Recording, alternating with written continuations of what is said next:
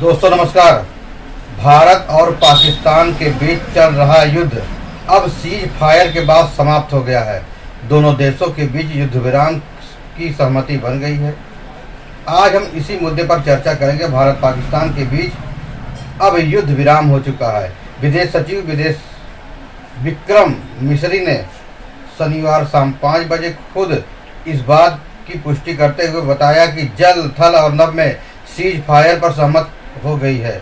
उन्होंने बताया कि भारत और पाकिस्तान के डीजीएमओ 12 मई को फिर बातचीत करेंगे। इससे पहले अमेरिकी राष्ट्रपति डोनाल्ड ट्रंप ने खुद यह जानकारी दी कि भारत और पाकिस्तान युद्ध विराम के लिए राजी हो गए हैं।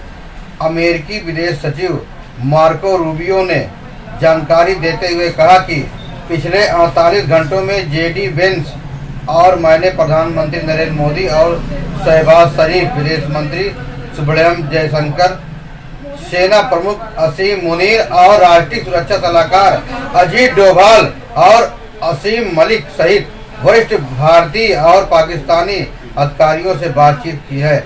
मुझे यह घोषणा करते हुए खुशी हो रही है कि भारत और पाकिस्तान की सरकारें तत्काल युद्ध विराम और तटस्थ स्थल पर व्यापक मुद्दों पर बातचीत शुरू करने पर सहमत हो गए हैं। इस मामले को लेकर भारतीय विदेश मंत्री एस जयशंकर ने भी अपनी प्रतिक्रिया दी है।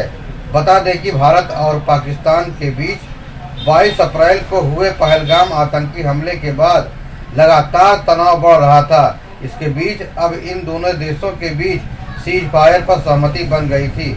अमेरिकी राष्ट्रपति डोनाल्ड ट्रंप ने एक्स पर पोस्ट किया।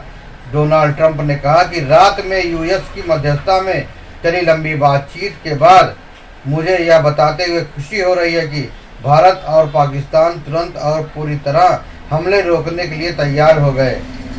मैं दोनों देशों को कॉमन सेंस और समझदारी से भरा फैसला लेने के लिए बधाई देता हूं। अमेरिकी विदेश मंत्री मार्को रूबियो ने बुधवार रात पाकिस्तान के प्रधानमंत्री शहबाज शरीफ और भारतीय विदेश मंत्री एस जयशंकर से बात की। उन्होंने दोनों देशों से तनाव कम करने और दक्षिणी एशिया में शांति स्थापित करने को लेकर मिलकर काम करने की अपील की थी। आतंकवाद की निंदा की, लेकिन भारत को संयम बरतने को भी कहा। अमेरिकी विदेश मंत्री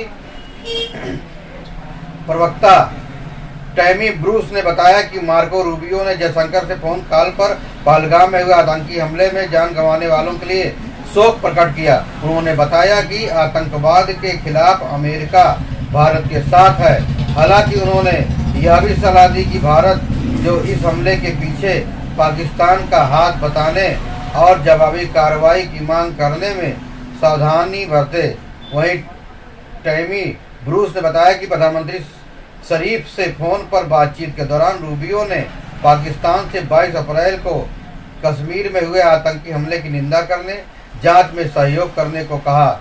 अमेरिकी विदेश मंत्री ने पाकिस्तानी अधिकारियों से इस हमले की जांच में पूरी तरह सहयोग करने का अनुरोध किया था। शशि थरूर, जो कि कांग्रेस के नेता हैं, उन्होंने कहा कि शांति जरूरी है। मैं बहुत खुश हूँ। भारत कभी भी लंबे समय तक युद्ध नहीं चाहता। भारत चाहता है कि आतंकवादियों को सबक सिखाया जाए और हमने सबक सिखा दिया।